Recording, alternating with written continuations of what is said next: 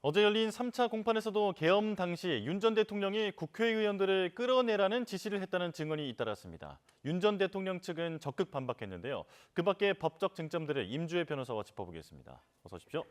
네, 안녕하세요. 네. 자, 어제 재판에서도 윤 전 대통령에게 불리한 증언이 쏟아졌는데 불만을 그 변호인에게는 좀 표시하는 게 중간중간 포착이 됐습니다만 이제 마이크를 직접 잡아서 발언을 한다든지 하는 모습은 볼 수가 없었습니다. 왜 그렇다고 보십니까? 그렇습니다. 지금 형사재판이 진행 중인 상황입니다. 사실상 피고인이 방어권을 행사할 수 있는 여러 가지 방안이 있겠지만 이 재판장 안에서 직접 마이크를 잡고 이야기를 나누는 것도 방어권 행사에 도움이 된다면 가능하겠지만 항상 그런 것만은 아닙니다.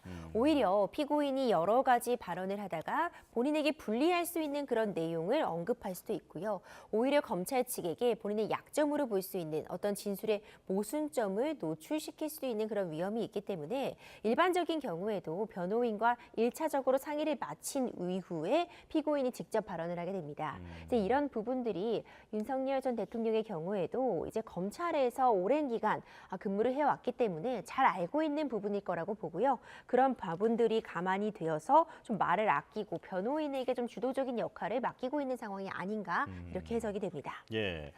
자, 어제 이진우 전 수방사령관의 부관이었던 오상배 대위가 출석했는데 윤 전 대통령이 본회의장에 들어가서 4명이 한 명씩 들쳐업고 나와라라고 했다는 것을 들었다라고 진술을 한 거잖아요. 또 어떤 증언들이 쏟아졌습니까? 어제 있었던 오상배 대위에 대한 이 증인 신문이 굉장히 중요한 의미를 갖습니다. 기본적으로 이진우 전 수방사령관의 부관이었습니다. 부관, 그러니까 가장 가까이에서 근무를 함께 하면서 이 전 과정을 함께한 사람이라고 볼 수 있는데 지금 이진우 전 수방사령관이 윤석열 전 대통령으로부터 직접적으로 어떤 국회의원을 끌어내라는 지시를 받았다고 진술을 해왔거든요. 하지만 윤석열 전 대통령은 이에 반대하는 그런 진술을 해오고 있었는데 어제 오상배 대위가 사실상 이진우 전 수방사령관의 증언에 힘을 실어줄 수 있는 바꾸어 말하면 윤석열 전 대통령의 불리한 증언들을 쏟아냈습니다. 대표적인 것들이 4명이서 한 명씩 들쳐업고 나오라는 이야기를 윤석열 전 대통령이 이진우 전 수방사령관에게 하는 것을 전화기 너머로 들었다.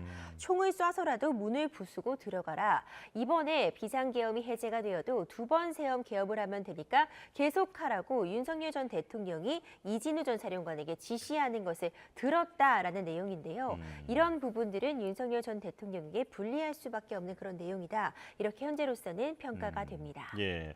자, 이에 윤 전 대통령 측은 전화로 이렇게 지시하는 것을 구체적으로 들었다라고 기억하는 게 가능하느냐 이런 식으로 지금 반박을 했는데 재판부는 어떻게 판단할까요? 그렇죠. 이제 피고인 측에서 반박한 내용을 보자면 크게 이제 2가지로 나눠볼 수 있는데 일단 이것이 다 전에 들었다는 것, 결국 이진우 전 수방사령관과의 윤석열 전 대통령의 일정 부분, 통화 같은 부분을 전에 들었다는 것인데 이렇게 전화기 너머로 이 지시사항을 정확하게 들을 수 있겠는가? 이 부분을 한 가지 문제 삼았고요. 그리고 일정 부분 지금 진술 내용이 앞뒤가 맞지 않는다는 취지의 그런 주장들 구체적으로 어떻게 그렇게 상세하게 윤석열 전 대통령의 지시사항만 기억할 수 있겠느냐? 결국 증언의 신빙성을 공격하는 모습을 보였습니다.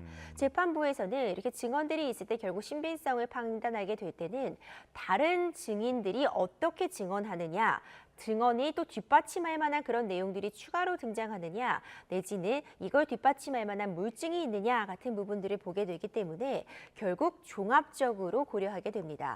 현재로서는 이진우 전 사방사령관과 오상배 대위의 그 증언이나 진술의 내용들이 일정 부분 어떤 같은 내용들을 담고 있다고 볼 수 있기 때문에 현재로서는 윤석열 전 대통령 측에 불리한 증언들이 나왔다 이렇게 평가가 가능해 보입니다. 예. 재판부가 이런 오상배 대위의 진술 조서를 증거로 채택하면서도 윤 전 대통령 측의 위법 수집 증거 주장을 따로 기재했습니다. 이게 어떤 의미인가요? 그렇죠. 지금 오상배 대위도 이제 검찰에서 조사를 받았고 이에 따라서 진술 조서 같은 부분이 작성이 되어 있습니다. 이에 대해서 지금 재판부에서 증거, 즉 판단의 기초로 삼겠다라고 채택은 했지만 이에 대해서 윤석열 전 대통령 측은 좀 일관되게 주장을 하고 있습니다. 지금 이 수사기관의 수사 자료들이 위법 수집 증거다. 애초에 공수처에서는 수사권이 없었기 때문에 초기에 그런 수사 자료들에 대해서도 문제 문제를 삼고 있고요. 이와 같은 전 과정에서 이후의 과정에서도 수사 과정에서의 어떤 문제점들을 지적하고 있기 때문에 위법 수집 증거에서 재판의 기초로 삼을 수 없다는 부분들을 계속 강조하고 있거든요. 재판부에서도 일단 증거로 채택하지만 피고인 측에서 위법 수집 증거로 지금 주장을 하고 있는 부분을 별도로 기재해 두겠다. 현재로서는 이렇게 좀 정리를 해놓을 수 있습니다. 예. 자, 윤 전 대통령 측은 이번에도 전문 증인의 신문을 먼저 하는 데에 대해서 반발했습니다. 그러니까 직접 지시를 들었다거나 하는 게 아니라 말을 전해들은 사람, 그 증인을 신문을 먼저 하는 게 적절하지 않다라고 주장하고 있는 거죠. 그렇죠. 어제 있었던 증인 신문에서 앞서 살펴본 것처럼 오상배 대위의 증언 굉장히 중요하다고 말씀을 드렸잖아요. 오상배 대위는 윤석열 전 대통령으로부터 직접 어떤 지시를 받은 당사자가 아니라 지시를 받은 사람의 내용을 전해들은 사람입니다. 이 전문 증거라고 볼 수 있는 것인데 윤석열 전 대통령 측에서는 기본적으로 더 중요하다고 볼 수 있는 증인, 윤석열 전 대통령 본인으로부터 지시를 받은 당사자라고 볼 수 있는 김용현 전 장관이라던가 사령관들에 대해서 먼저 증인 신문이 이루어져야 되는데 이렇게 전문 증인들에 대해서 먼저 증인 신문이 이루어지고 있는 현재 상황에 대해서도 계속해서 문제 제기를 하고 있습니다. 하지만 현재로서는 받아들여지지 않았고 검찰 측에서 신청한 증인 먼저 지금 증인 신문이 이루어지고 있거든요. 이에 대해서 검찰 측에서는 굉장히 중요하다고 볼 수 있는 상황, 실제로 이 12.3 비상계엄 선포 이 일련의 과정에서 국회의원들을 끌어내라는 그런 지시가 있었느냐가 굉장히 중요한 쟁점이기 때문에 쟁점별로 일단 해당 사항을 정리하기 위한 증인들을 먼저 모아서 증인 신문을 하고 있다고도 보여집니다. 예. 지금은 검찰 측의 신청 증인부터 시작이 되고 있기 때문에 윤석열 전 대통령 측에서는 계속해서 이 증인 신문의 순서에 대해서도 어떤 이의 제기를 할 것이라고 보입니다. 예. 자, 그리고 다음 주 월요일에 4차 공판이 열리는데 어제 끝내지 못했던 박정환 특전사 참모장의 반대 신문부터 진행될 것으로 보입니다. 자, 그런데 그 추가 기소됐던 직권남용 혐의는 어제 들여다보지도 못했다면서요? 그렇습니다. 이제 어제 직권남용 혐의 역시도 이제 재판이 함께 진행이 될 예정이었는데 사실 이 부분은 시간적인 부족 측면 이 부분보다는요. 지금 공소장이 송달되고 아직 일주일이 넘지 않았기 때문에 이 기간을 기다렸다가 다음번 공판 기일에 이제 검찰에서 이 직권남용 혐의에 대해서도 공소사실 요지를 낭독을 하고 이에 대해서 또 이제 이야기를 진행하는 그런 절차는 다음번 기일로 넘어갔다고 볼 수 있고 이제 그런 부분 다음번 기일로 넘어갔다고 해도 이 직권남용 혐의 역시도 이 내란죄의 재판에서 함께 다뤄지게 되는 것은 분명합니다. 이제 직권남용 혐의가 추가됐다고 해서 산술적으로 보아서 이제 앞으로 재판이 더 길어지겠구나 이렇게 보긴 어려울 것 같고요. 결국 12.3 비상계엄이라는 동일한 사실관계를 대상으로 해서 이것이 국헌 문란 목적의 폭동이었는지를 보는 것이 내란죄이고 과연 대통령이라는 직권을 남용해서 다른 이 지위를 받고 있는 이런 부하 관계에 있는 사람들로 하여금 권한 없는 행위를 하게 하였는가가 직권남용 혐의이기 때문에 예. 단순히 어떤 죄명이 추가됐다고 해서 재판 기간이 더 길어질 것이다 이렇게 보기는 좀 어려워 보입니다. 네, 사실관계는 똑같으니까 그렇게 재판이 늘어질 염려는 별로 없다 이렇게 말씀을 해주셨고요. 자, 김건희 여사도 짚어보겠습니다. 내일 검찰이 김건희 여사에게 출석을 통보했는데 어떤 부분들을 물어볼까요?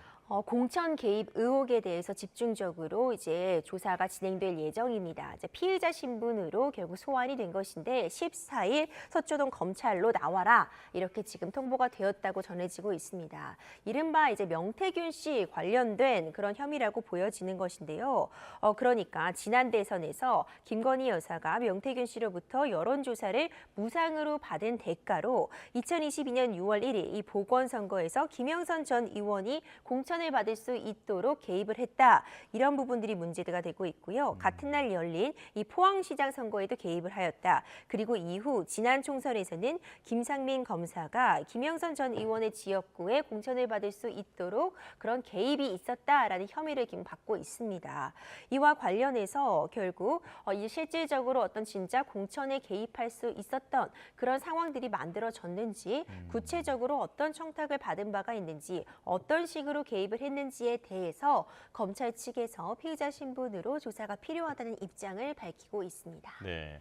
그런데 내일이 처음 소환을 이제 하는 날이다 보니까 당장은 응하지 않을 가능성이 있다라고 많이들 보고 있습니다. 만약에 소환에 응하지 않는다면 지금 검찰은 강제적인 수단까지도 생각한다라는 거죠.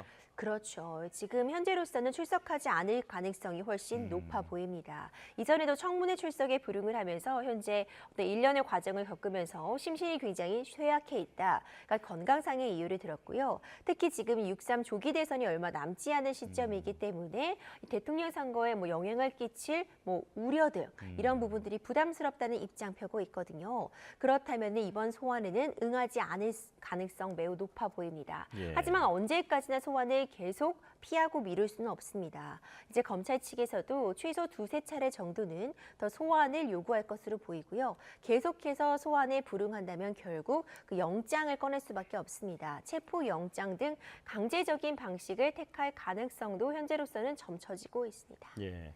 자, 이번엔 이재명 더불어민주당 대선 후보의 위증교사 항소심 재판 얘기를 해보겠습니다. 지금 재판 기일이 연기가 됐는데 다음 기일을 아직 안 잡은 겁니까? 그렇습니다. 이걸 기일 추정이라고 하는데요. 예. 기일 추정이라고 하는 것은 이제 재판에서 쓰이는 용어인데 일단 잠시 멈춰둔다, 잠시 재판을 중지해둔다 이렇게 해석할 수 있습니다. 기일 추정이라고 해서 이제 앞으로 영원히 기일을 잡지 않겠다라는 의미는 아니고요. 보통 일반적으로는 어떤 특별한 사정이 발생해서 그 특별한 사정이 해소되거나 내지는 그 특별한 사정에 대한 결론을 보고 재판의 날짜를 정하겠다라는 의미거든요. 구체적으로 언제 다시 이 재판을 시작하겠다는 그 날짜를 명시해두지 않았기 때문에 우리가 기일 추정이다 이렇게 표현을 하는 것이지 완전히 재판이 중지될 거다는 의미는 아닙니다. 예. 자, 이렇게 위증교사 사건까지 연기가 되면서 이제 이재명 후보가 관련돼 있는 모든 재판은 대선 이후로 넘어가게 됐습니다.